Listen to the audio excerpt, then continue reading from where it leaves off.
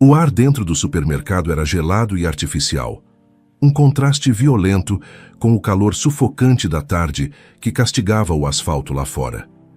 Para Helena, no entanto, o frio não era um alívio. Era apenas mais uma coisa que a fazia se sentir deslocada. Um lembrete de que aquele mundo de abundância, de carrinhos cheios e de escolhas infinitas, não era o seu. O peso em seus ombros não era apenas o do seu filho Theo, de 3 meses, que dormitava em um sling velho e desbotado contra seu peito. Era um peso existencial, a soma de todas as contas não pagas, das noites mal dormidas e da solidão que se tornara sua companheira constante. A fila do caixa parecia se esticar por quilômetros. Cada bip do leitor de código de barras soava como uma batida de um relógio, marcando o tempo que a separava do inevitável momento da verdade. Theo se mexeu, soltando um pequeno resmungo.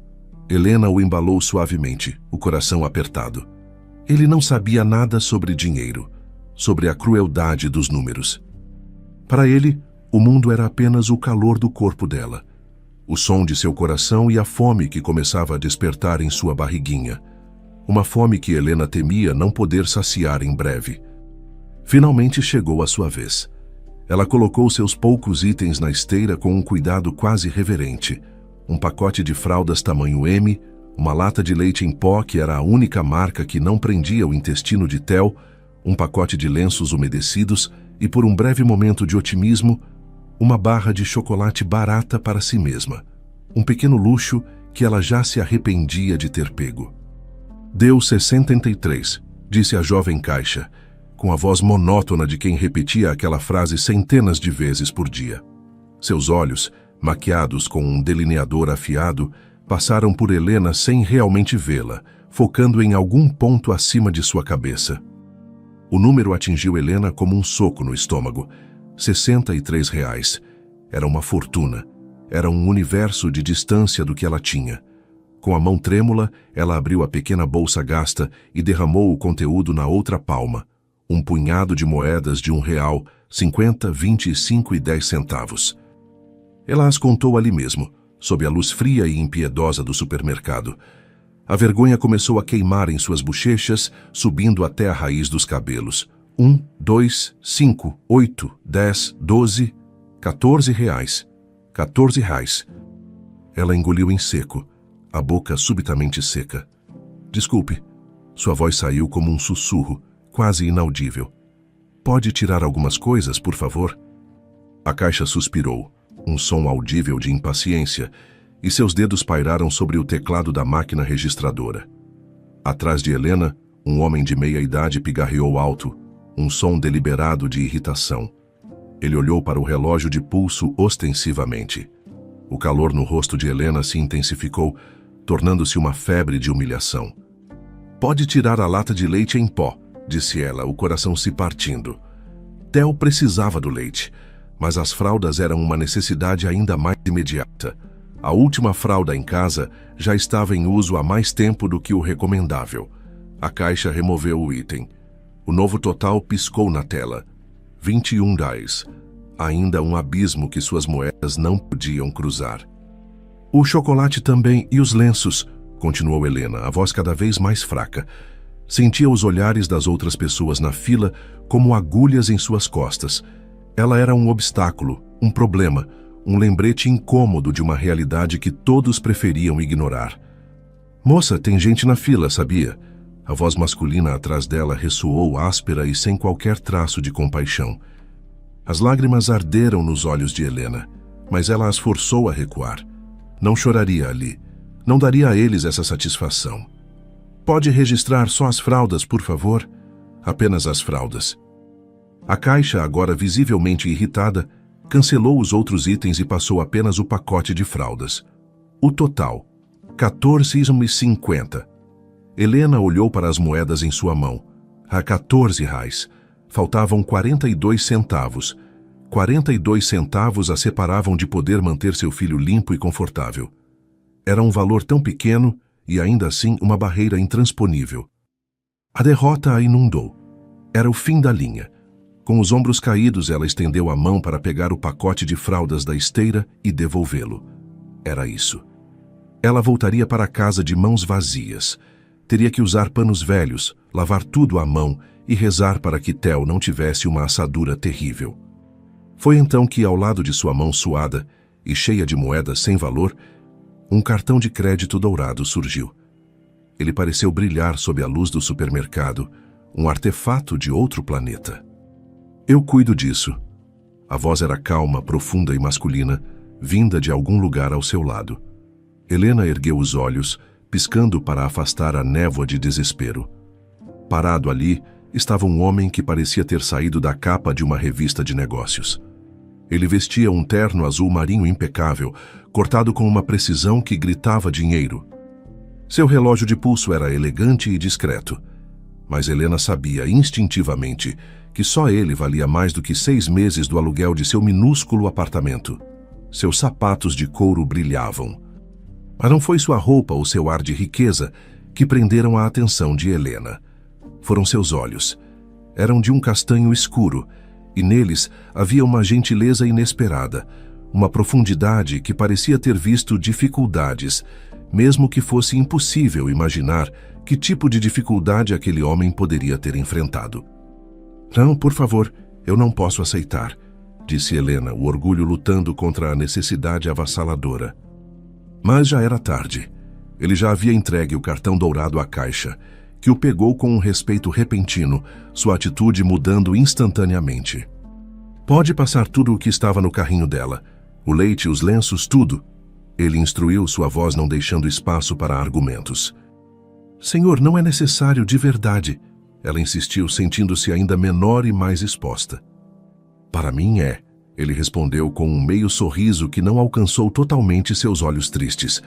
Ele nem sequer olhou para o valor final, uma quantia que para Helena representava comida por uma semana, mas que para ele parecia ser o equivalente a uma de suas moedas.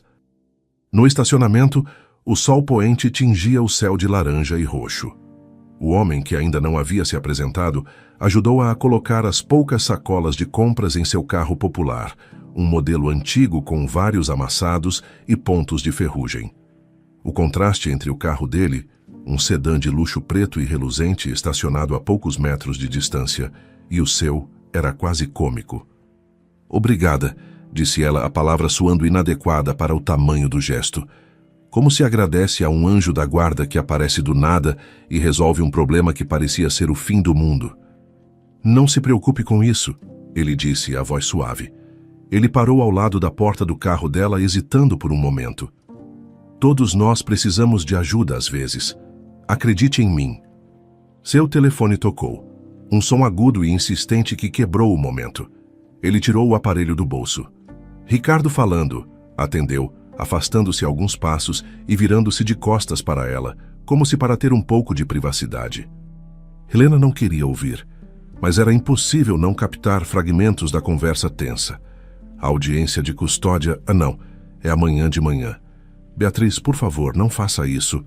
Ela precisa de mim. Eu sei que eu errei, mas eu não posso perdê-la também.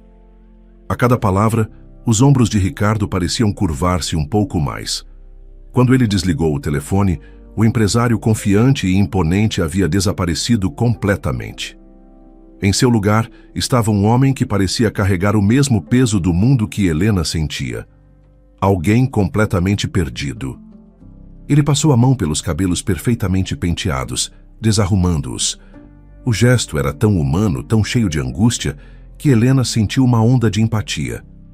Está tudo bem? Ela perguntou, a preocupação em sua voz era genuína. Ricardo se virou para ela, e por um instante a máscara caiu por completo. Seus olhos estavam cheios de uma dor crua e desesperada. Minha filha, Laura, ela tem 5 anos e eu não a vejo há 3 meses. Sua voz falhou na última frase. Amanhã é a audiência de custódia, e meu advogado, o melhor do país, acha que eu vou perder. Por quê? Helena perguntou suavemente, esquecendo por um momento sua própria situação. Ele soltou uma risada amarga, desprovida de qualquer humor. Porque eu sou exatamente o que minha ex-esposa diz que eu sou nos autos do processo. Ele olhou para o nada, para o horizonte manchado de poluição da cidade. Um viciado em trabalho que coloca os negócios, as reuniões e os lucros, antes da própria família. A confissão de Ricardo pairou no ar quente e pesado do estacionamento, misturando-se com o cheiro de asfalto e gasolina. As palavras dele, viciado em trabalho, coloquei os negócios antes da família, não eram uma desculpa, mas uma sentença que ele mesmo havia proferido. Ele olhava para as próprias mãos, grandes e bem cuidadas, como se pertencessem a um estranho, como se não reconhecesse o homem que havia sacrificado sua filha no altar da ambição. Eu perdi a apresentação da escola dela, continuou ele, a voz baixa e rouca, como se estivesse confessando um crime. Era uma peça sobre o ciclo da água. Laura seria uma nuvenzinha. Ela treinou por semanas.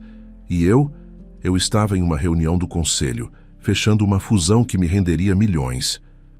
Lembro de olhar para o celular, ver a chamada perdida da minha ex-esposa e pensar, eu ligo depois. Quando finalmente liguei, a peça já tinha acabado. Beatriz me disse que Laura chorou no palco, procurando por mim na plateia. Ele balançou a cabeça, um movimento lento e cheio de autodepreciação. Esqueci a festa de aniversário dela. Não foi por maldade. Simplesmente esqueci. Estava no meio de uma teleconferência com Tóquio. O fuso horário me confundiu. Quando me lembrei, as velas já tinham sido apagadas, os presentes abertos, e a única coisa que restava era uma mensagem de voz da minha filha cantando "Parabéns para você", para si mesma, porque achava que se eu ouvisse, talvez lembrasse de ligar. O olhar de Ricardo finalmente se ergueu de suas mãos e caiu sobre Helena e o pequeno Theo, que dormia pacificamente, alheio a toda a angústia do mundo adulto. Uma nova compreensão pareceu surgir em seu rosto, como se ele estivesse vendo Helena de verdade pela primeira vez. Não como um projeto de caridade, mas como uma pessoa enfrentando sua própria batalha épica. Você está fazendo isso sozinha, não é? A pergunta foi direta, mas desprovida de qualquer julgamento. Era uma constatação, um reconhecimento de força que ele percebia não possuir. Helena ajeitou Theo em seus braços, o peso familiar do filho a ancorando no presente. Ela pensou em mentir, em criar uma história mais digna, mas a vulnerabilidade crua nos olhos daquele homem a convidava à honestidade. O pai dele foi embora quando eu estava com 6 meses de gravidez, ela respondeu. A voz firme, embora a dor antiga ainda vivesse em um canto de seu coração. Disse que não estava pronto para ser pai, que era muita responsabilidade. Ela deu de ombros, um gesto que tentava ser casual, mas que carregava anos de mágoa. Pelo menos ele nunca fingiu amá-lo primeiro, para depois decepcioná-lo. A risada de Ricardo foi um som amargo, quebrado. Essa é a pior parte. Eu amo a Laura. Eu a amo tanto que chega a doer fisicamente, mas meu amor nunca se traduziu em ação. Eu tinha tudo, Helena. O dinheiro, a casa magnífica, a família de comercial de margarina, e joguei tudo fora. Por mais um negócio, mais uma fusão, mais um zero na minha conta bancária. Helena olhou para o rosto adormecido de Theo. Seu pequeno peito subia e descia em um ritmo tranquilo. Tudo o que ela fazia, cada sacrifício, cada moeda contada, era por ele. Era um amor que se manifestava em fraldas limpas, em noites em claro, em canções de ninar sussurradas na madrugada. Era um amor de ação, não de palavras. "Você a ama?" perguntou ela, a voz suave, mas cortando através da névoa de autocomiseração dele. "Mais do que tudo? Mais do que as fusões e os milhões?" Ele a encarou, pego de surpresa pela simplicidade da pergunta.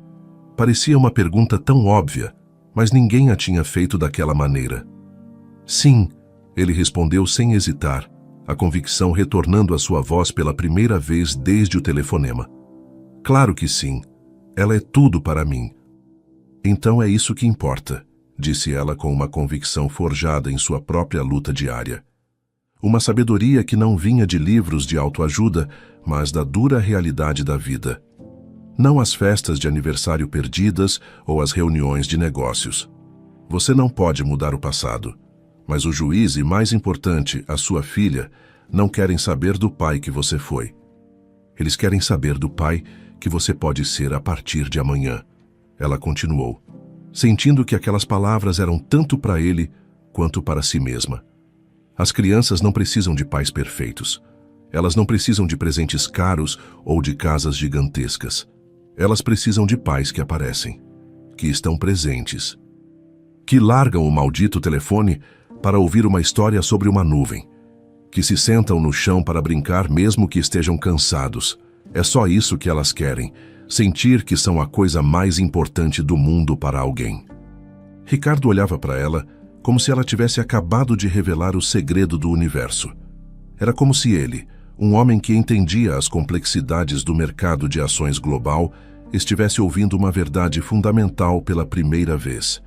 Ele, que podia comprar qualquer coisa, não sabia como dar a única coisa que sua filha realmente queria. "Você realmente acredita nisso?" Ele perguntou a voz quase um sussurro. "Eu preciso acreditar", respondeu Helena com um sorriso triste. "Porque presença é tudo o que tenho para dar ao Theo agora, e eu tenho que acreditar que isso é o suficiente." Eles ficaram em silêncio por um longo momento, um silêncio preenchido pelo zumbido distante do trânsito e pelo canto das cigarras ao anoitecer. Um empresário multimilionário e uma mãe solteira contando moedas, unidos por um fio invisível de desespero parental. O sol poente lançava sombras longas entre os carros, unindo as sombras deles em uma só, como se para sublinhar sua vulnerabilidade compartilhada. "Posso te pedir uma coisa?" Ricardo disse finalmente, a voz hesitante e incerta. Era o tom de um homem que não estava acostumado a pedir nada. "E eu sei que isso vai soar completamente insano, mas você me ajudaria?" Helena franziu a testa.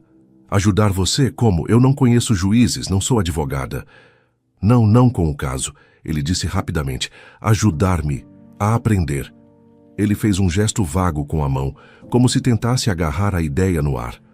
Aprender a ser um pai de verdade, não apenas o cara que paga as contas e aparece no Natal. Você sabe como fazer isso. Mesmo com todas as dificuldades, você sabe o que é importante." Eu perdi o rumo. Ele pareceu envergonhado, desviando o olhar para seus sapatos caros. "Eu te pago, é claro.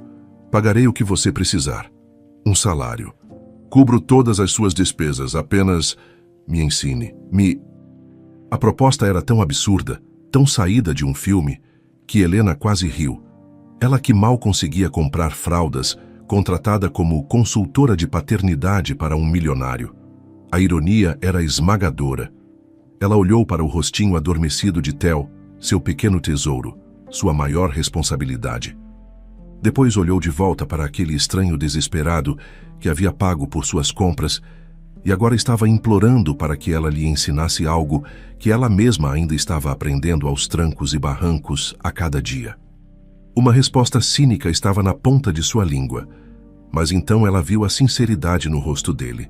Não era um capricho de um homem rico, era o pedido de socorro de um pai aterrorizado. "Eu não quero o seu dinheiro, Ricardo", disse ela, e a decisão se formou em seu coração, clara e forte como o nascer do sol. Manter um placar financeiro sobre isso só estragaria tudo. O rosto dele caiu, pensando que era uma recusa. "Mas", continuou ela, "se você realmente quer mudar, se você realmente quer estar lá para sua filha e não apenas para ganhar um caso no tribunal, sim, eu te ajudo." O alívio que inundou o rosto de Ricardo foi tão palpável que quase o transformou. A tensão em seus ombros se dissipou, e pela primeira vez, o sorriso que ele lhe deu alcançou seus olhos, fazendo-os brilhar com uma fagulha de esperança. "Obrigado", ele sussurrou a palavra carregada de uma gratidão imensa. "Você não sabe o que isso significa." Ele lhe deu seu número de telefone, e enquanto caminhava em direção ao seu carro de luxo, parecendo um pouco mais leve, Helena o chamou. "Ricardo!" Ele se virou a mão na maçaneta da porta. "Boa sorte amanhã, esteja presente. É só isso que você precisa fazer." Ele acenou com a cabeça, um gesto de compreensão e gratidão, e entrou no carro. O motor ronronou suavemente e ele partiu, desaparecendo no trânsito da noite. Helena ficou parada no estacionamento por um longo tempo, com as compras que não podia pagar no banco de trás e a estranha, vertiginosa sensação de que sua vida, que até uma hora atrás parecia estar em um beco sem saída, tinha acabado de dar uma guinada completamente inesperada em uma estrada desconhecida. 3 semanas se passaram. 3 semanas em que Helena releu a mensagem de Ricardo com seu número de telefone uma dúzia de vezes, convencida de que ele não ligaria. Homens como ele viviam em um universo diferente, onde problemas como o dele eram resolvidos por exércitos de advogados e terapeutas caros, não por conversas em estacionamentos com mães solteiras. Mas na tarde de uma terça-feira, enquanto ela saía do centro comunitário onde dava aulas voluntárias de alfabetização para adultos, ela o viu. Ele estava encostado em seu carro de luxo, mas algo estava diferente. O terno caro havia sido substituído por um jeans escuro, um suéter de cachemira cinza e tênis, que, embora claramente caros, eram, ainda assim, tênis. Ele parecia menos um magnata e mais um pai comum tentando se encaixar no portão da escola. A mudança era tão marcante que Helena quase sorriu. "Você veio", disse ela, a surpresa genuína em sua voz.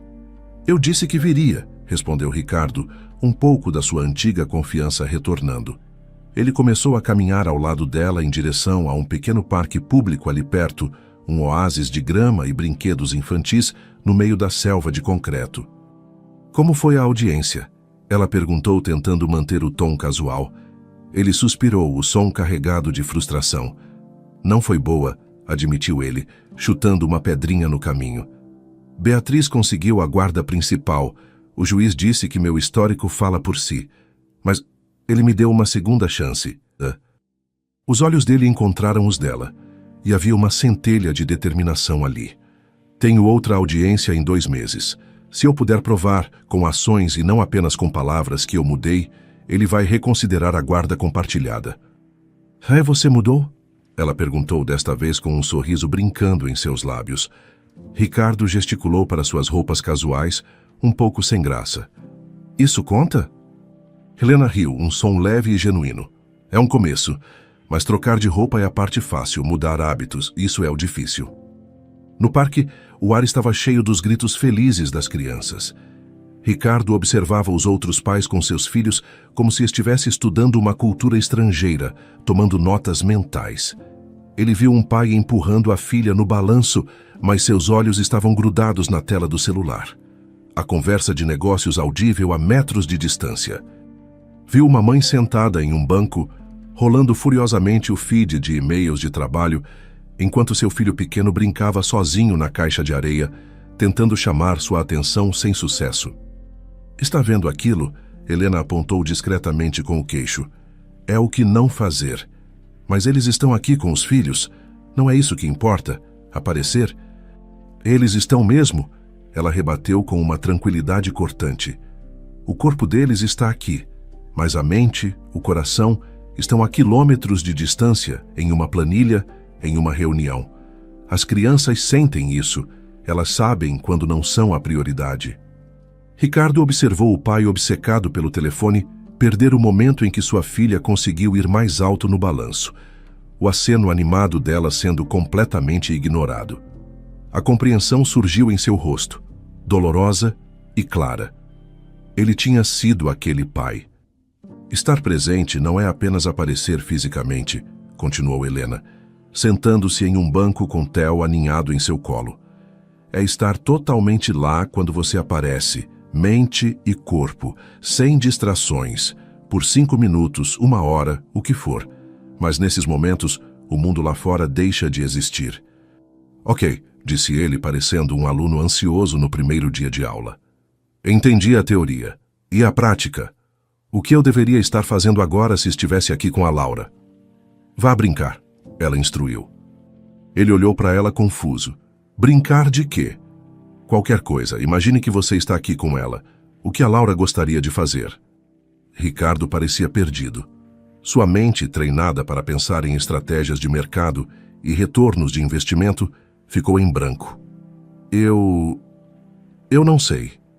Comprar um sorvete para ela?" Helena balançou a cabeça, sorrindo.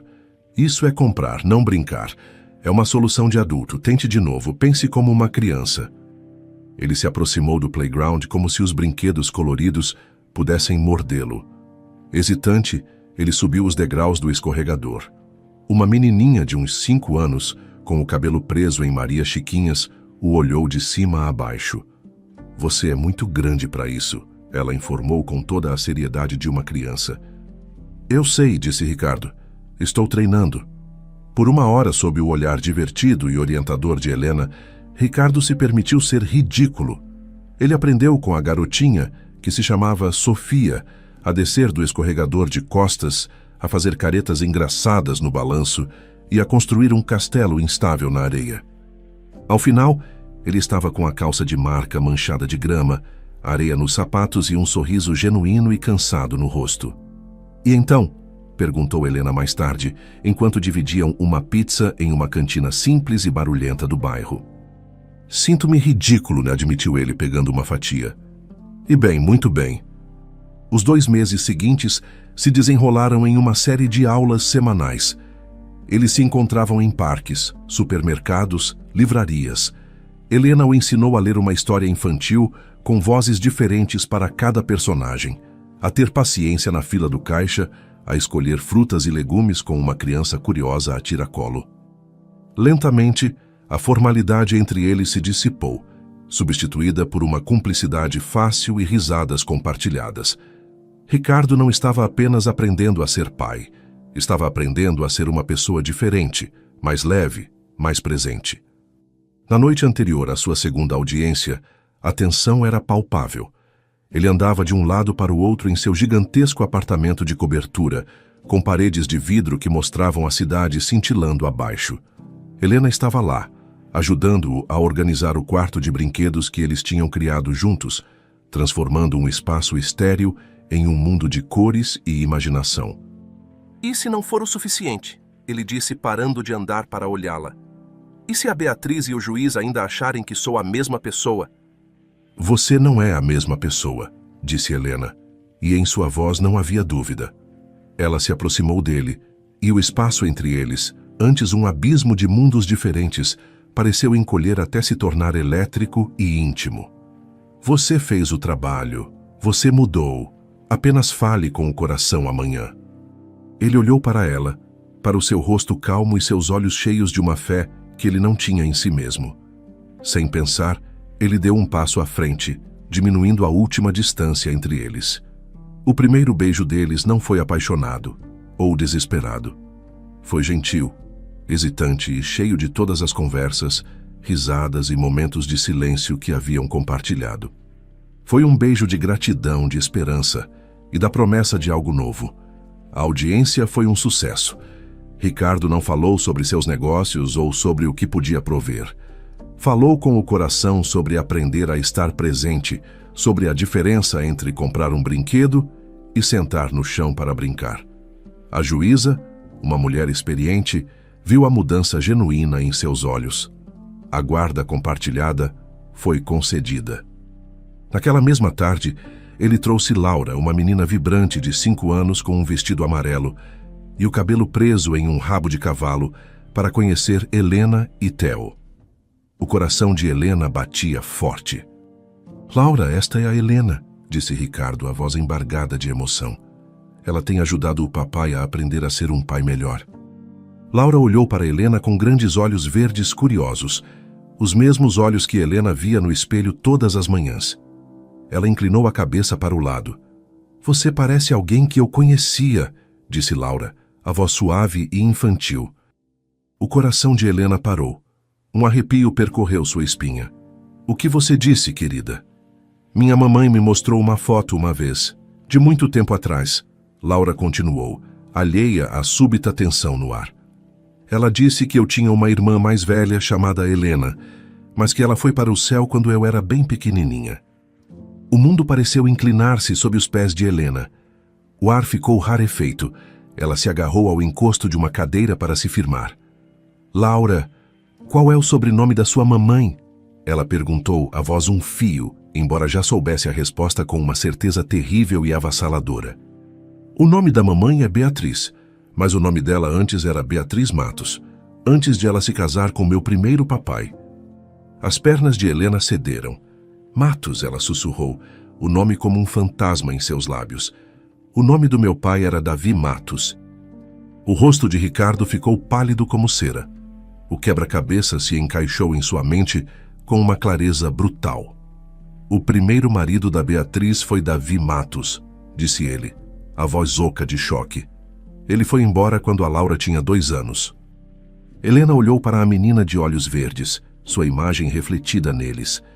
A dor do abandono, uma ferida que ela pensava ter cicatrizado, abriu-se novamente, fresca e sangrando. Ele me deixou quando eu tinha 13 anos, disse Helena, a voz vazia de toda a emoção. Ele é meu pai. Ela ergueu o olhar para Ricardo, a verdade inacreditável e devastadora finalmente dita em voz alta. Laura é minha meia-irmã. O silêncio que se instalou no luxuoso apartamento de Ricardo era uma coisa viva, pesada e sufocante. Ele preencheu os espaços entre os móveis de design, subiu pelas paredes de vidro e abafou o som distante da cidade lá embaixo.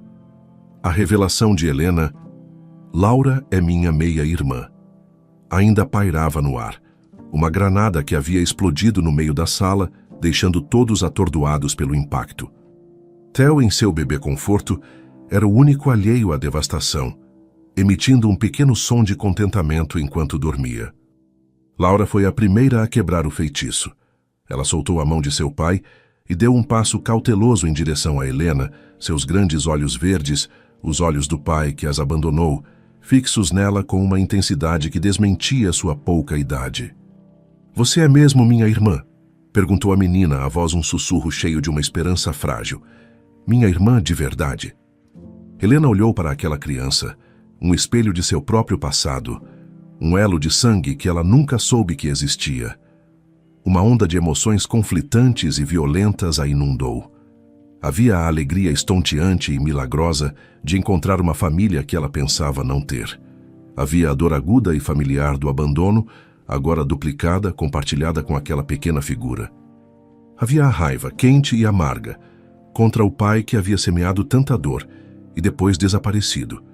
E, acima de tudo, um amor protetor, avassalador e feroz por aquela menina que também tinha sido deixada para trás. Sim, querida, Helena conseguiu dizer, a voz embargada. Eu sou sua irmã. Laura não hesitou nem por um segundo. Como se tivesse esperado por aquela confirmação por toda a sua curta vida, ela se lançou para a frente e se agarrou às pernas de Helena, envolvendo-a em um abraço apertado e desesperado. Helena caiu de joelhos para recebê-la, e os braços da menina se fecharam em volta de seu pescoço. Eu sabia que você não tinha ido para o céu, soluçou Laura contra o ombro de Helena. Eu sempre falei para a mamãe, mas ela não acreditava. Eu sabia que você era real. Helena a abraçou de volta, inalando o cheiro de shampoo de morango de seu cabelo, e sentiu as lágrimas que ela segurara por tanto tempo finalmente escorrerem por seu rosto. Por cima da cabeça de Laura, ela encontrou o olhar atônito de Ricardo.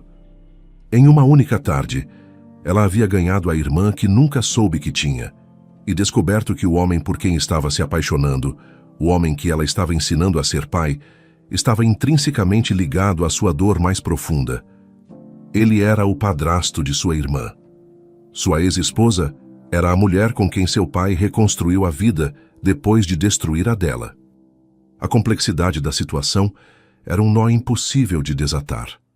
Eu preciso de um pouco de ar, disse Helena, em voz baixa, desvencilhando-se suavemente do abraço da irmã, embora cada fibra de seu ser quisesse segurá-la para sempre. Ela se levantou com as pernas trêmulas e caminhou até a imensa varanda.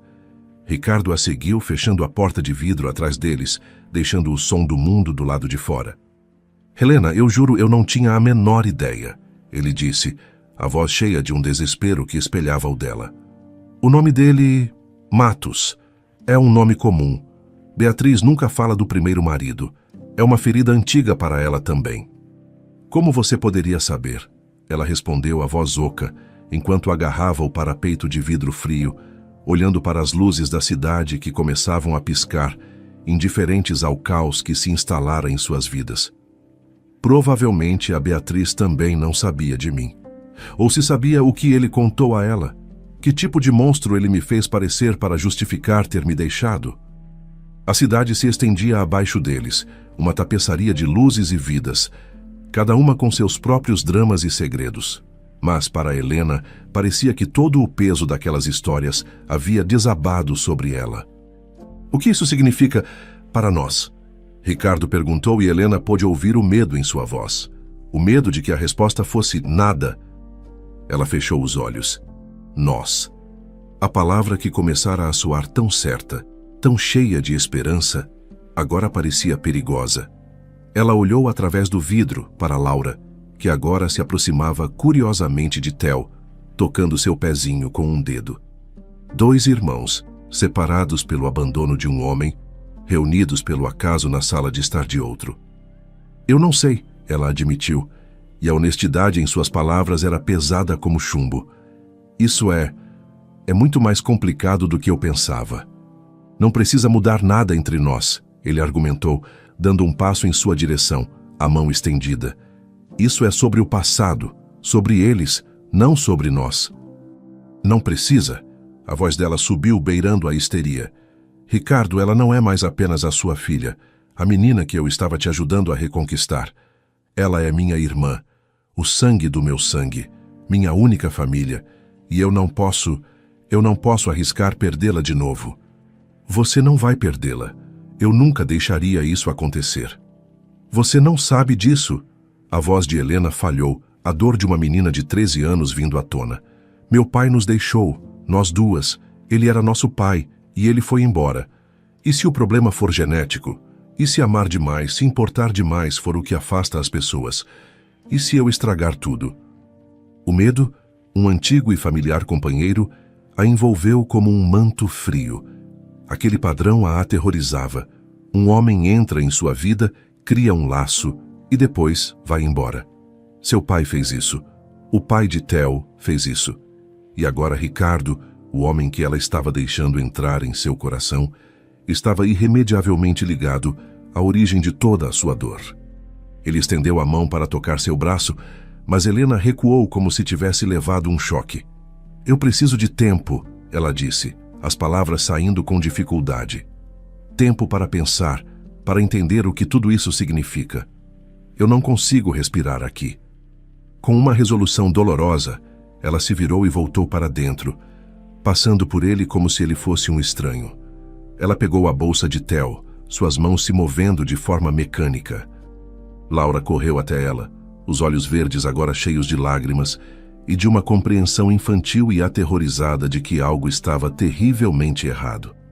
Você não vai embora para sempre, vai? Ela perguntou, a voz trêmula. Como o papai Davi fez? A inocência da pergunta foi como uma faca girando no coração de Helena. Ela se ajoelhou, ficando na altura de Laura, e segurou os bracinhos da menina. Não, meu amor, eu não vou te deixar. Ela prometeu, rezando para que pudesse cumprir. Eu juro que não vou. Eu preciso de um pouco de tempo para entender tudo isso na minha cabeça.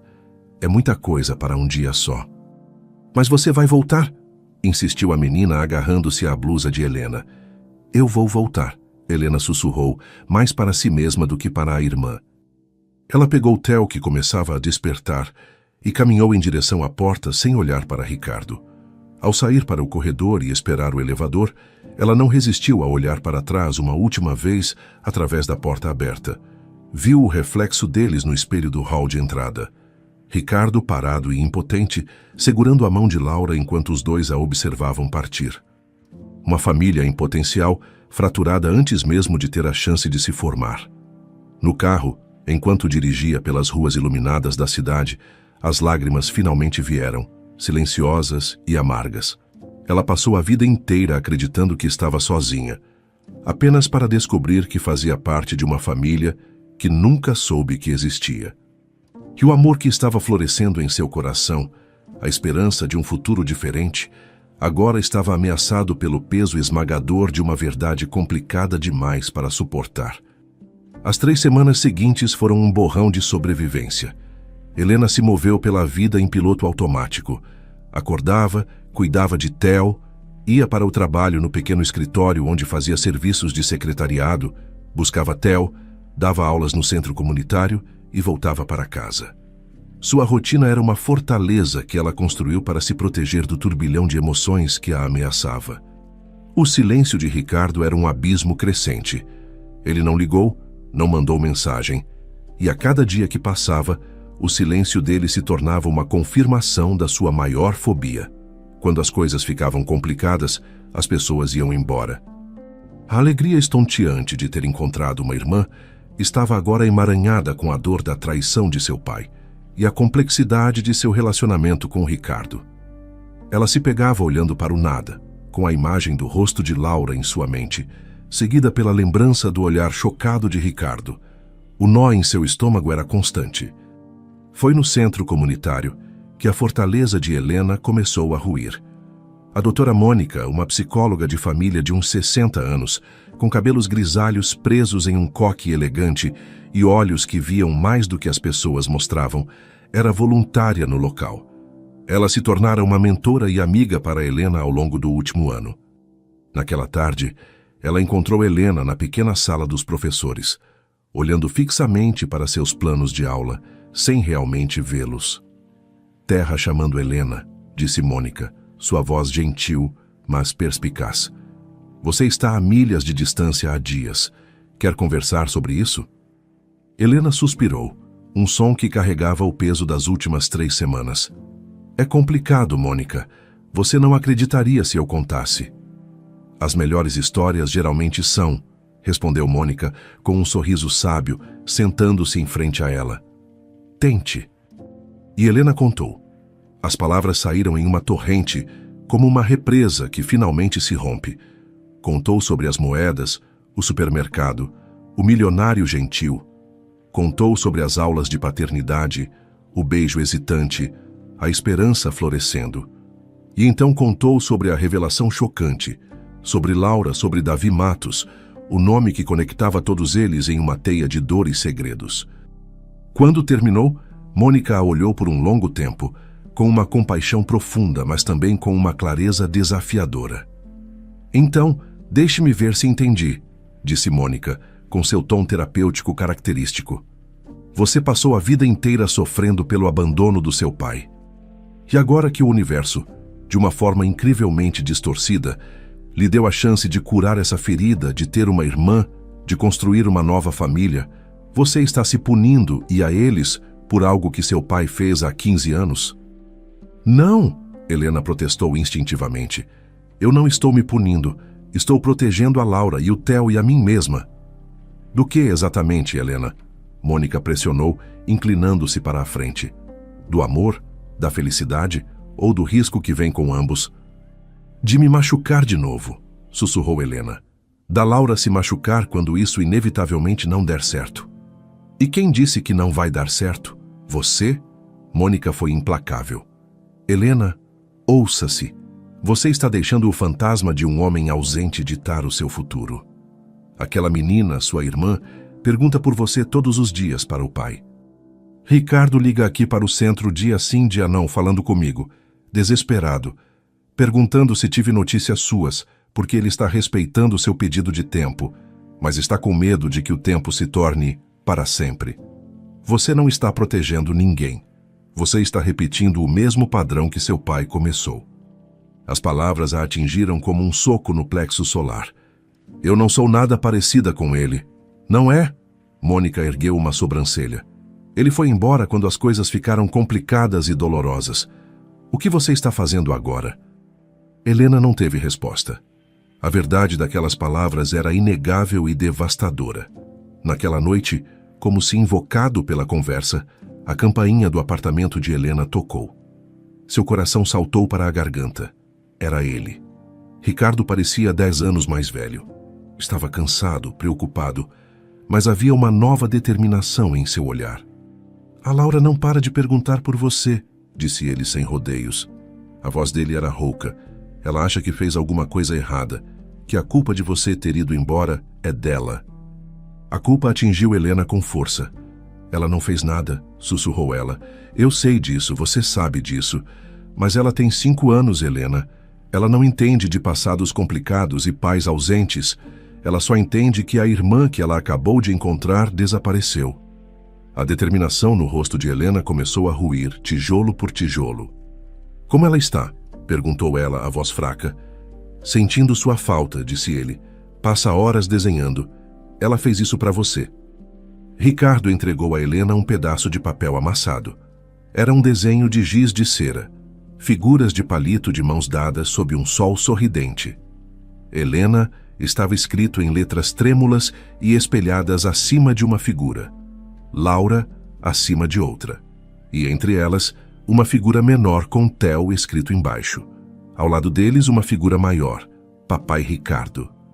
Era uma representação simples e dolorosamente pura de uma família. De sua família. As lágrimas que Helena segurara por 3 semanas finalmente vieram.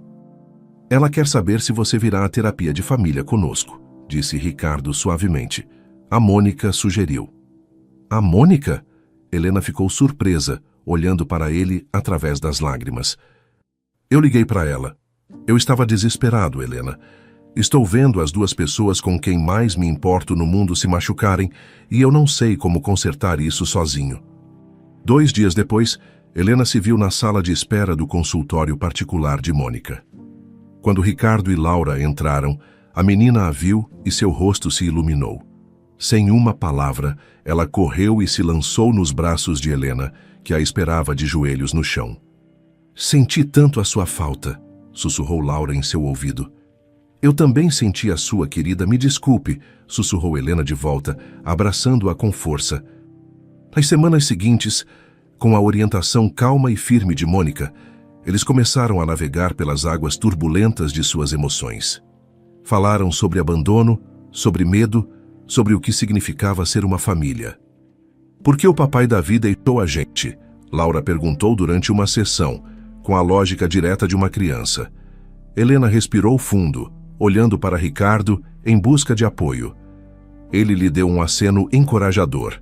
Às vezes, querida, os adultos ficam com muito medo e se sentem muito perdidos, explicou Helena, escolhendo as palavras com cuidado. E quando isso acontece, eles tomam decisões ruins que machucam as pessoas que eles amam. Não significa que foi sua culpa ou minha. A culpa foi do medo dele. Mas você voltou, disse Laura, olhando-a nos olhos. Sim, eu voltei. Você vai embora de novo se ficar com medo? Helena olhou para Ricardo, que a observava com o coração na mão. Depois, olhou de volta para sua pequena e sábia irmã. Eu não quero ir, mas às vezes os adultos cometem erros quando estão com medo. Ah, então não fique com medo, disse Laura com a simplicidade mais profunda do mundo, como se tivesse resolvido a equação mais difícil de todas. E lentamente, muito lentamente, enquanto olhava para aquela família improvisada e quebrada reunida naquele consultório, Helena começou a acreditar que talvez, apenas talvez, ela não precisasse mais ficar. A terapia familiar tornou-se a âncora que os impediu de naufragar. Semanalmente, eles se sentavam no consultório de Mônica, um espaço seguro onde medos podiam ser ditos em voz alta e as feridas podiam ser limpas sem julgamento. Para Helena, foi um lugar para desaprender a lição tóxica de que o amor era sinônimo de abandono. Para Ricardo, foi onde ele aprendeu a ouvir com o coração e não com a cabeça. Para Laura, foi o lugar onde ela pôde fazer todas as perguntas que guardava, recebendo respostas honestas que, embora por vezes dolorosas, eram sempre envoltas em amor. Lentamente, a dinâmica entre eles começou a mudar. As visitas de Helena ao apartamento de Ricardo, antes repletas de uma tensão frágil, tornaram-se mais longas, mais fáceis. Ela não era mais a consultora de paternidade. Era uma parte essencial do ecossistema daquele lugar. As noites de pizza se transformaram em jantares de terça-feira. Os encontros no parque se tornaram rotina de fim de semana. Sem que ninguém dissesse em voz alta, eles estavam tecendo uma rotina familiar. Helena e Laura caíram em um ritmo fácil e natural de irmandade que curava ambas. As manhãs de sábado eram para trançar o cabelo de Laura. As mãos de Helena, antes trêmulas, agora firmes e carinhosas. As tardes eram passadas no chão da sala, ensinando Theo a rolar e a bater palmas. com Laura agindo como a mais orgulhosa e protetora das irmãs mais velhas. Helena lia para Laura as histórias que sua própria mãe lia para ela, e ao fazer isso, sentia como se estivesse resgatando uma parte de sua própria infância perdida. Ricardo as observava com uma admiração silenciosa, que era quase uma forma de veneração. Ele via a maneira como o rosto de Laura se iluminava quando Helena entrava na sala.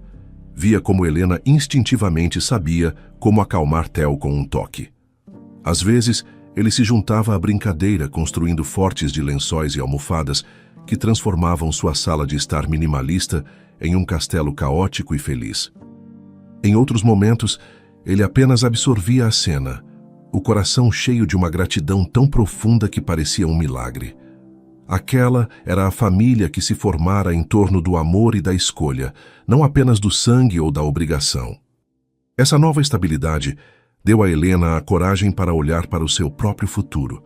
Durante anos ela sonhara em ser enfermeira, mas a vida e a falta de recursos sempre a mantiveram presa em empregos sem futuro. Foi Ricardo quem trouxe o assunto à tona, uma noite depois que as crianças dormiram. "Eu vejo como você cuida deles, de todos nós", disse ele com cuidado. "Você tem um dom para cuidar, Helena. Você já pensou em fazer disso a sua vida?" "Eu sonho com a faculdade de enfermagem desde que me entendo por gente", ela admitiu em voz baixa. "Mas agora, com o Theo, é impossível." "Nada é impossível", disse ele, com a confiança de um homem acostumado a mover montanhas. "Você pode fazer aulas noturnas. Eu fico com as crianças. E quanto aos custos..." "Ricardo, não!" Ela o interrompeu imediatamente. "Eu não posso aceitar seu dinheiro para isso." "Não é caridade", ele insistiu, seu tom sério. "É um investimento. Um investimento em você, o que é um investimento em nós. A Laura precisa da irmã dela por perto, feliz e realizada. O Theo precisa que a mãe dele construa a vida que ela deseja, para que ele possa aprender a fazer o mesmo. E eu preciso saber que você está construindo seus próprios sonhos, em vez de apenas consertar os meus." Ele segurou a mão dela. "Deixe-me investir na nossa família, Helena. Por favor." A forma como ele disse, "nossa família", quebrou as últimas barreiras dela. Com lágrimas nos olhos, ela aceitou.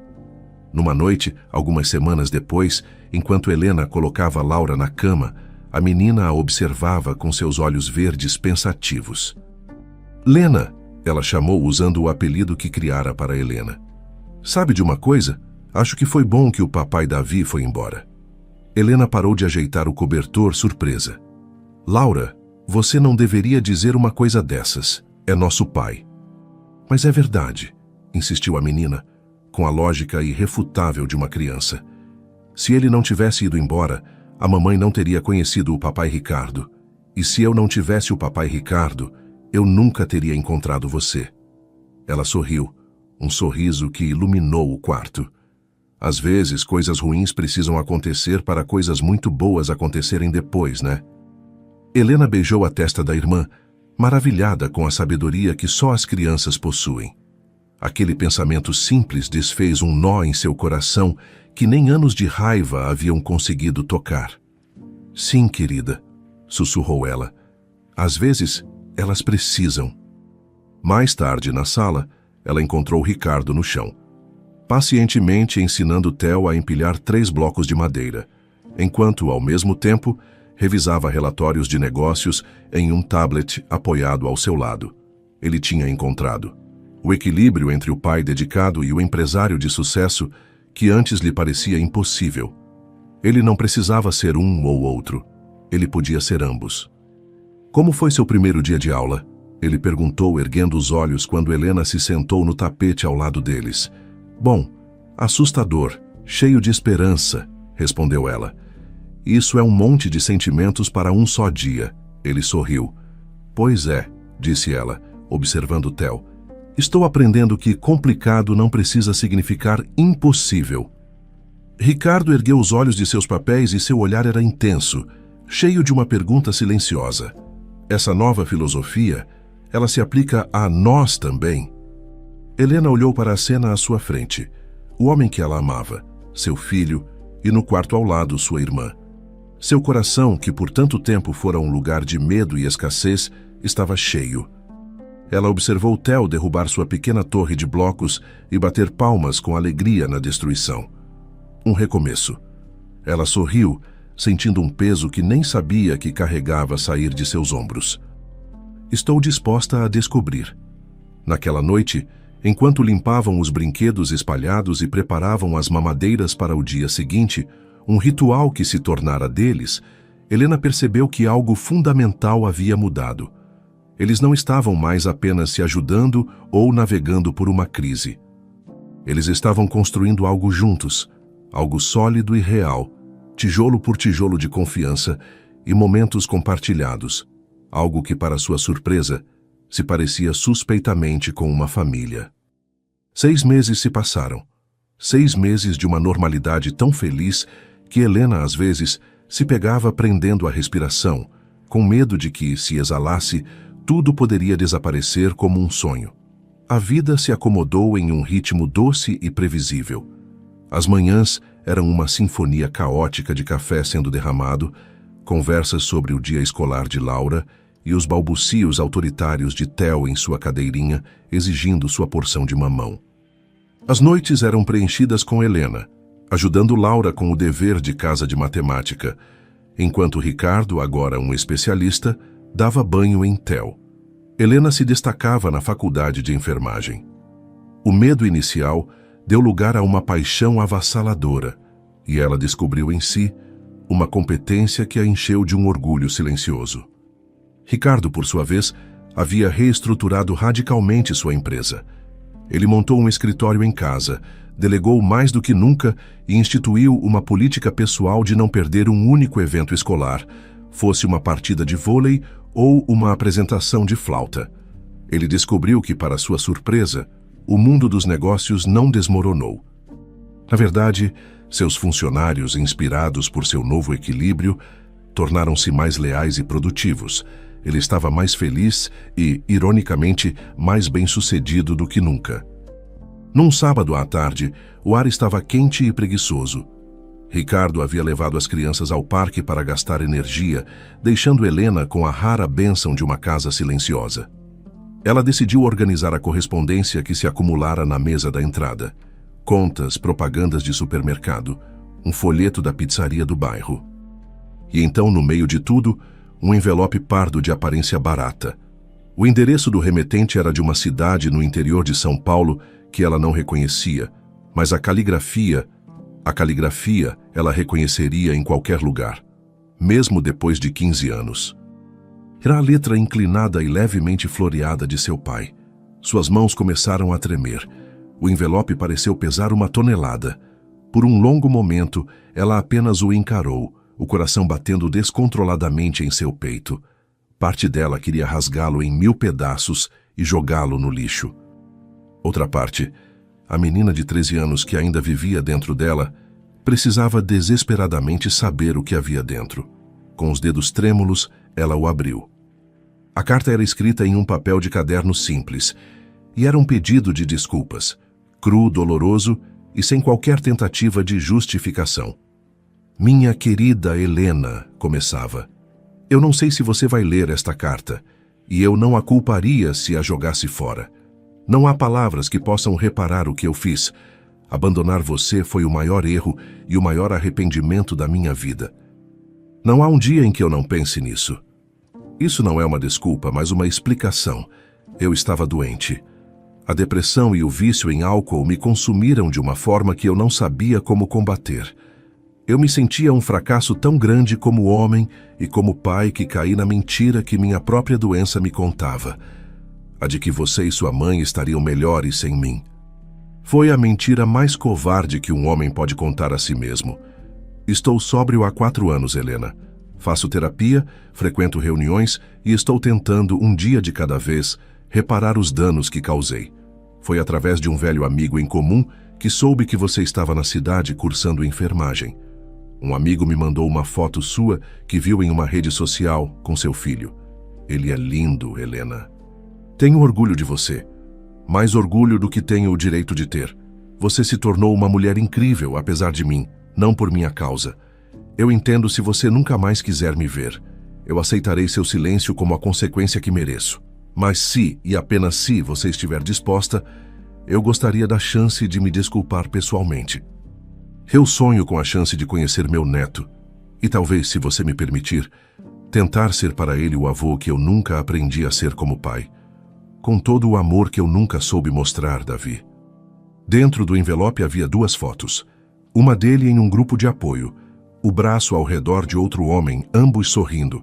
Outra dele em um canteiro de obras, usando um capacete, parecendo mais velho, mais grisalho, o rosto marcado pelo tempo e pelos erros, mas seus olhos continham algo que Helena nunca tinha visto antes: paz. Ela ainda estava olhando para a carta, paralisada, quando Ricardo voltou com as crianças, que entraram em casa como um furacão de risadas e sapatos sujos de areia. "Tudo bem, meu amor?" Ele perguntou, notando imediatamente seu rosto pálido e a forma como ela segurava o papel. Sem dizer uma palavra, ela lhe entregou a carta. Ele a leu ali mesmo, em pé no meio da sala, enquanto Laura e Theo corriam para o quarto de brinquedos. Quando terminou, ele a olhou com uma compaixão profunda e infinita. Ele não disse: "Jogue isso fora", ou "Você precisa perdoá-lo". Ele apenas se aproximou, colocou as mãos nos ombros dela e perguntou suavemente: "O que você quer fazer?" "Eu não sei", sussurrou ela. "Por 15 anos, eu imaginei o que diria a ele se o visse de novo. Eu tinha discursos inteiros na minha cabeça, cheios de raiva e dor. Agora eu não consigo me lembrar de nenhuma palavra." "Ele te machucou", disse Ricardo, sua voz firme, validando a dor dela. "Ele te machucou de uma forma que ninguém deveria ser machucado." "Ele destruiu nossa família", disse ela, as lágrimas começando a se formar. "Sim, ele fez." "Mas ele também é o pai da Laura", ponderou Helena, olhando na direção do quarto onde sua irmã brincava, alheia a tudo. "E ele é o avô do Theo. A Laura nem se lembra dele direito. Talvez isso seja um presente. Ela pode conhecê-lo como ele é agora, sem todo o peso do passado que eu carrego." Naquela noite, depois que as crianças finalmente dormiram, eles se sentaram em silêncio na varanda. Helena segurava o telefone, com o número da carta visível na tela. Finalmente, ela respirou fundo e ligou. Davi atendeu no segundo toque, a voz hesitante, trêmula de esperança e medo. "Alô? Pai?" A palavra saiu estranha da boca de Helena. Houve um som engasgado do outro lado da linha. "Helena? Filha, é você mesmo?" "Sou eu", ela respondeu. E eles conversaram. Por 2 horas eles falaram sobre o passado, sobre o presente. Ela não gritou. Ela não o acusou. Ela apenas ouviu. E chorou. No final da ligação, ele disse: "Eu sei que não posso desfazer o que fiz. Não posso te devolver sua infância. Mas se você me deixar, eu gostaria muito de tentar fazer parte do seu futuro." "Não é mais só sobre mim", disse Helena, e seu olhar encontrou o de Ricardo, que fingia ler um livro, mas ouvia cada palavra, dando-lhe espaço e apoio. "Eu tenho um filho, o Theo, e a Laura. Ela está aqui. Ela é minha meia-irmã." "Eu sei sobre a Laura", disse Davi, a voz carregada de uma tristeza antiga. "Soube que ela está com uma boa família." Helena olhou para Ricardo, para o homem que a ensinou a estar presente, que amava sua irmã como se fosse sua, que segurou sua mão enquanto ela enfrentava seus maiores fantasmas. "Ela está com a melhor família", disse ela, a voz firme e cheia de uma nova convicção. "Ela está conosco." 2 semanas depois, Helena estava no saguão de desembarque do aeroporto, sentindo o zumbido ansioso da multidão e o ar-condicionado gelado em sua pele. Ricardo estava ao seu lado, uma presença silenciosa e sólida, segurando sua mão. Theo estava no carrinho, e Laura, que insistira em vir, se agarrava à outra mão de Helena, seus olhos grandes varrendo a multidão. Dentro de Helena, um nó de nervosismo, raiva e uma esperança aterrorizante se apertava a cada anúncio de voo.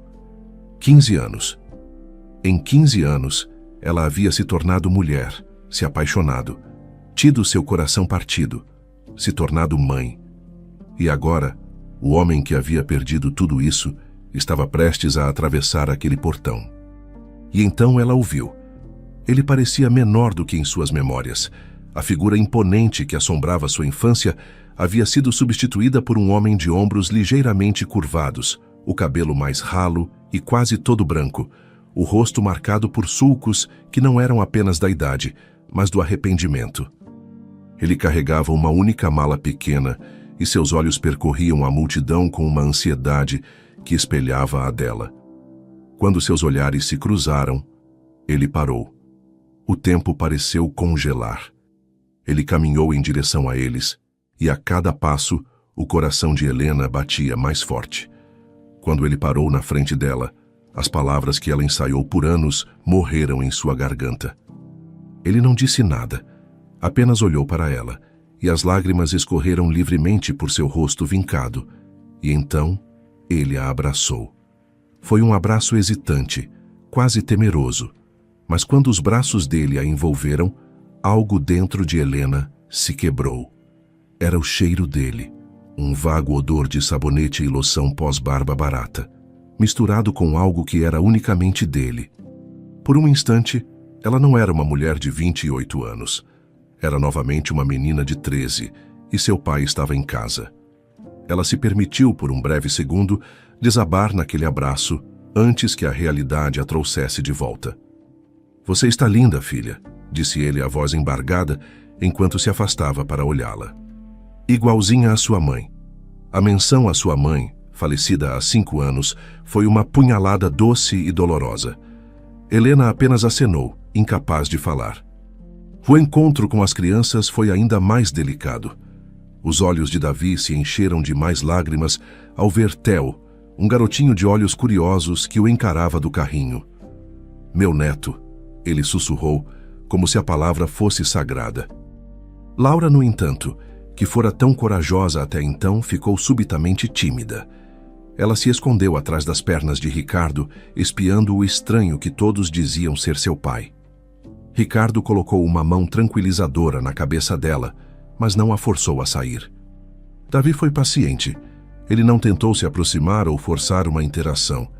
Ele se ajoelhou no chão sujo do aeroporto, ficando na altura dela.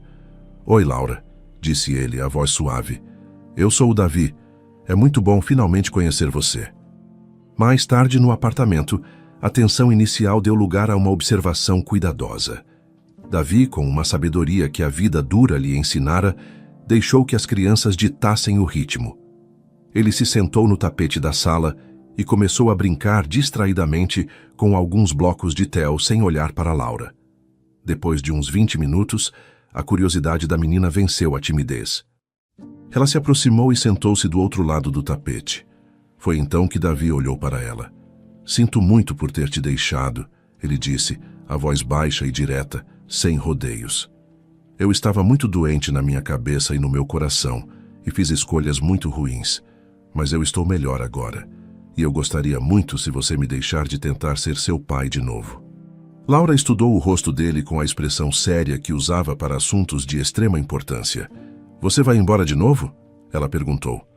A pergunta pairou no ar, carregada com o peso de 2 infâncias. "Não, querida", disse Davi, e seus olhos se encheram de lágrimas novamente. "Eu nunca mais vou embora, eu prometo, e eu nunca mais vou quebrar uma promessa para você." Durante aquele fim de semana, Davi não tentou se redimir com grandes gestos ou presentes, mas com pequenos atos de presença. Ele ajudou Helena a cortar legumes para o jantar, mesmo sendo desajeitado. Ele se sentou por 1 hora inteira e ouviu Laura ler em voz alta seu livro favorito, fazendo perguntas sobre os personagens. Ele trocou uma fralda de Theo sob a supervisão de Helena, as mãos grandes e calejadas de repente ternas e cuidadosas. Ele se desculpou com Helena repetidamente, não apenas com palavras, mas com uma presença atenta e humilde que ela nunca havia conhecido. Ele lavou a louça. Ele ouviu. Ele esteve lá. Na última noite de sua visita, enquanto olhavam as crianças dormindo, ele se virou para Helena. "Eu sei que não posso te devolver a sua infância", disse ele, a voz cheia de uma dor palpável. "Deus sabe que eu daria qualquer coisa para poder voltar e fazer tudo diferente, mas talvez eu possa ajudar a dar a melhor infância possível ao Theo e à Laura. Talvez eu possa ser útil. Mais tarde, Helena estava na cozinha quando viu uma cena que selou sua decisão. Davi havia pegado Theo, que estava choramingando, e o embalava suavemente, andando pela sala escura. Laura, que deveria estar na cama, se aninhou ao lado dele no sofá, a cabeça sonolenta em seu ombro, enquanto ele cantava uma canção de ninar antiga e desafinada. A imagem daquele homem quebrado, remendando suavemente o coração de seus 2 netos, desarmou a última guarda de Helena. Ela foi para a varanda, onde Ricardo estava lendo, e se encostou ao lado dele. "Só eu quero tentar", disse ela, a voz um sussurro. "Lentamente, com muito cuidado, mas eu quero que ele faça parte da vida deles, da nossa vida." "O que mudou sua opinião?" Ricardo perguntou, fechando o livro. Helena pensou na imagem que acabara de ver. "A Laura", ela respondeu. "Ela merece conhecer o pai dela sem que a minha raiva e a minha dor pintem tudo de cinza. Ela merece a própria história com ele." Helena fez uma pausa, respirando fundo. "E talvez eu mereça ter um pai de novo também. Um diferente. Um que está tentando." Ricardo a puxou para perto, envolvendo-a em um abraço que era um porto seguro. "Nossa família continua crescendo. Isso te assusta?" "Um pouco", ela admitiu, a cabeça em seu peito. "Sabe", disse ele, beijando o topo da cabeça dela, "quando te conheci, me apaixonei pela sua força. Mas foi quando vi sua capacidade de amar as pessoas, mesmo as que te machucam, que eu soube que era para sempre. Essa compaixão, isso é quem você é, Helena. É por isso que eu te amo." Pela primeira vez desde que lera aquela carta, Helena sentiu uma verdadeira paz com sua decisão. A família deles era complicada, bagunçada, construída a partir de pedaços quebrados e segundas chances. Mas era deles, era real. E talvez, ela pensou, as coisas mais fortes sejam justamente aquelas que foram quebradas e consertadas com cuidado. 2 anos se passaram. 2 anos de noites de estudo para Helena, de jogos de futebol de fim de semana para Ricardo, de visitas regulares do vovô Davi, de Laura perdendo os dentes da frente e de Theo aprendendo a correr e a dizer "eu te amo". 2 anos de uma vida normal construída sobre um alicerce extraordinário. E agora, Helena estava no mesmo corredor de supermercado onde sua vida mudou para sempre. O ar ainda era gelado, a luz ainda era fria e impiedosa, mas hoje ela não sentia nada além de calor. "Tem certeza disso?", perguntou Ricardo ao seu lado, ajeitando a gravata borboleta com as mãos nervosas. "A gente ainda pode fugir para a praia e casar só nós 2. Helena alisou seu vestido azul simples, da cor do céu no final da tarde. Ela verificou seu reflexo na porta de vidro de um freezer, vendo não uma mãe desesperada, mas uma mulher feliz com o homem que amava ao seu lado. "Nunca tive tanta certeza de nada em toda a minha vida", respondeu ela apertando a mão dele. A gerente do supermercado, uma senhora simpática e de descendência asiática chamada Sra. Chen, ficou absolutamente encantada quando o casal pediu permissão para fazer seu anúncio no exato local onde se conheceram. A história deles havia se tornado uma espécie de lenda local entre os funcionários. O que era para ser uma pequena reunião com amigos próximos e familiares, no entanto, se transformou em um evento de bairro, com vizinhos e alunos de alfabetização de Helena se espremendo entre as gôndolas de biscoitos e produtos de limpeza. Theo, agora um furacão ambulante de quase 3 anos, corria pelos corredores, sendo cuidadosamente pastoreado por Laura, agora com 7 anos, que levava seu papel de irmã mais velha e dama de honra muito a sério. Davi, radiante em uma camisa de linho, aplaudia com um entusiasmo que fazia seus olhos brilharem. Os 2 anos de sobriedade e presença consistente lhe renderam com todos os méritos o título de Vovô Davi. Na frente do caixa 3, doutora Mônica, usando um vestido elegante e um sorriso que era ao mesmo tempo profissional e maternal, esperava por eles. Ela havia insistido na honra de oficializar a união do casal que ela ajudou a curar. Em um canto, Beatriz, a ex-esposa de Ricardo, estava de mãos dadas com seu novo parceiro, Tiago. Eles sorriam, e o relacionamento entre todos era um testemunho do trabalho árduo e da maturidade, um sistema de apoio focado inteiramente no bem-estar de Laura. Antes de Mônica começar, Helena se adiantou segurando um pequeno microfone que a Sra. Chen havia providenciado. "Boa noite", disse ela, a voz um pouco trêmula. "Eu sei que este é um lugar estranho para um casamento, mas 2 anos atrás eu estava neste exato lugar, neste mesmo caixa, e eu achava que a minha vida tinha acabado. Eu estava sem dinheiro, sozinha, com meu bebê nos braços, e convencida de que o amor e a esperança eram coisas que aconteciam com outras pessoas." Ela olhou para Ricardo, cujo rosto estava iluminado de amor. Então, este empresário teimoso e de terno caro decidiu pagar pelas minhas compras. Risos suaves percorreram a pequena multidão. "Mas ele não comprou apenas fraldas e leite naquela noite", continuou Helena, a voz ganhando força. "Ele comprou esperança. Ele me viu quando eu me sentia invisível. E ele me ensinou que, às vezes, as famílias que escolhemos, as pessoas que aparecem nos nossos piores dias, se tornam as famílias de que realmente precisamos para a vida inteira." Ricardo pegou o microfone, apertando a mão dela. "Sua vez", ela sussurrou. "Helena", começou Ricardo, a voz clara e forte, embora seus olhos estivessem úmidos. "Você salvou a minha vida. É simples assim. Eu era um homem rico em dinheiro e pobre em todo o resto. Você me ensinou a estar presente, a amar sem condições, a entender que o valor de um pai não está na conta bancária, mas no tempo que ele passa no chão brincando. Você me ensinou a construir uma família baseada em aparecer, em vez de apenas prover. Você transformou um empresário quebrado em um pai, um estranho em família e um apartamento de luxo em um lar." "Podemos colocar as alianças agora?" perguntou Laura impaciente, arrancando risadas de todos e quebrando a emoção densa.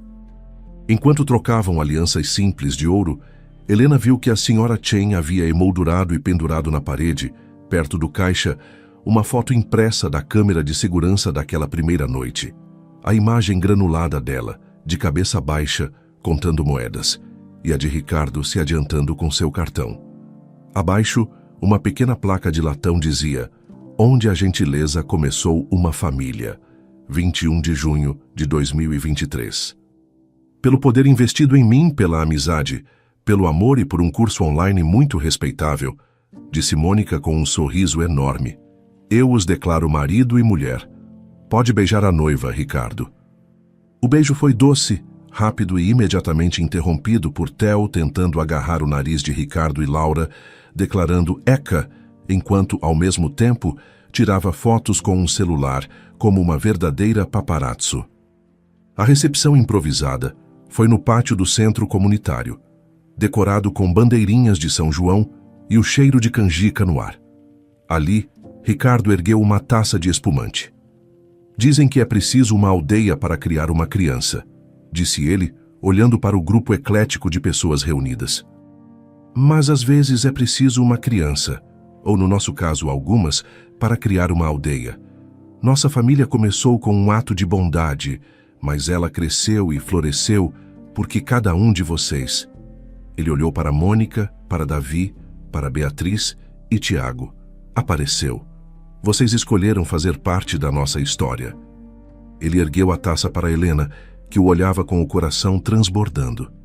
"E um brinde à mulher que me ensinou que a vida mais rica não é medida em reais, mas em momentos, em histórias para dormir, em joelhos ralados que são curados com um beijo, e em encontrar o amor no corredor de um supermercado. Eu te amo." Mais tarde naquela noite, enquanto iam para o carro em meio a uma chuva de arroz, com as crianças sonolentas nos braços, Helena percebeu que a palavra lar não era mais um endereço ou um conjunto de paredes. Lar não era mais um lugar. Lar era aquilo. Lar eram eles. Lar era a família bagunçada, barulhenta, imperfeita e absolutamente maravilhosa que eles escolheram construir, um ato de bondade de cada vez. 7 anos. 7 anos haviam se passado desde aquela noite no Caixa 3. Hoje, para quem prestasse atenção, uma pequena placa de latão polido estava afixada na lateral do caixa. Dizia: Onde o amor começou com gentileza. A família Oliveira Matos, 21 de junho de 2023. Helena, agora com 33 anos, era a supervisora de enfermagem da ala pediátrica do maior hospital da cidade. Com sua experiência e empatia, ela se especializou em dar apoio a famílias que enfrentavam o diagnóstico de doenças graves em seus filhos. Inspirados por sua própria jornada, ela e Ricardo haviam lançado a Fundação Recomeçar, uma organização sem fins lucrativos que já havia ajudado centenas de pais e mães solo com tudo, desde auxílio para creches e cestas básicas à assistência jurídica e psicológica de emergência. A história de Helena se tornou a missão de sua vida. Seu celular vibrou no bolso do jaleco. Uma mensagem de Ricardo. O treino de futebol atrasou 15 minutos. Vovô Davi já está buscando a janta. Pizza de novo por demanda popular. Jantar em família às 18 horas em ponto. Amo você. Ela sorriu. Em casa, o caos controlado de uma família com 3 filhos reinava supremo. Theo, agora com 7 anos, estava em uma fase de construir fortes elaborados com todas as almofadas da casa. Laura, com 12 anos, era a editora de fotografia do jornal da escola. Uma pré-adolescente observadora e de alma artística que via o mundo através de uma lente de beleza e compaixão. E havia a mais nova adição, Alice, de 3 anos. Ela havia chegado a 2 por meio da adoção. Sua mãe biológica, uma adolescente assustada, havia lido um artigo de jornal sobre a Fundação Recomeçar e escolhido especificamente o casal para criar sua filha. Alice tinha os cabelos escuros e os olhos expressivos de Ricardo e o queixo teimoso e determinado de Helena. Ela era a prova viva de que o legado deles já criava raízes. Atualmente ela estava sentada no colo de Davi, ambos cobertos de tinta guache azul, rindo histericamente. Ricardo chegou em casa às 6 em ponto, ainda usando seu apito de treinador de futebol no pescoço. Seu império imobiliário continuava a prosperar, mas agora era estruturado em torno do tempo em família. Ele treinava o time de futebol de Theo e nunca perdia uma exposição de fotografia de Laura. A Joana marcou o primeiro gol dela hoje, disse ele a Helena, dando-lhe um beijo. A mãe dela estava na arquibancada e chorou. Eu talvez tenha me emocionado um pouco também, admitiu ele, sem vergonha. Durante o jantar, a conversa era uma mistura animada. Theo contava sobre seu gol no treino, Laura discutia os planos para o fim de semana que passaria com mamãe Beatriz e papai Tiago, e Alice narrava em detalhes uma briga muito séria entre suas 2 bonecas. Era um testemunho do trabalho árduo e do respeito mútuo que todos haviam investido para criar uma família misturada que funcionava com amor, não com obrigação. Mais tarde, enquanto as crianças tomavam banho, Davi chamou Helena de lado na cozinha. Ele segurava uma carta.